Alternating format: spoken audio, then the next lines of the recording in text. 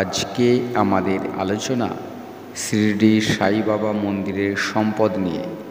শিরডি সাই বাবা মন্দির অতি বিখ্যাত একটি মন্দির। এই মন্দিরে প্রতি বছর ভক্তরা, এমনকি সেলিব্রিটিরা পর্যন্ত দর্শনের জন্য আসে। এখানে ভক্তরা প্রচুর পরিমাণে প্রণামী এবং দান নিবেদন করেন। শিরডি সাই বাবা মন্দিরে বার্ষিক আয় বেড়ে দাঁড়িয়েছে প্রায় 900 কোটি টাকা। কোভিডের আগে এর আয় ছিল প্রায় 800 কোটি টাকা। এবছর মন্দিরের রাজস্বে প্রতিটি রেকর্ড ভেঙে গিয়েছে। মন্দির চত্বরে রাখা দান বাক্স থেকে নগদ মাত্র 200 কোটি টাকা বের করা হয়েছে।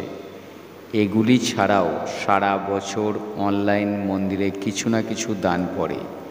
এছাড়াও উপহার এবং গহনার পরিমাণ আকাশছোঁয়া।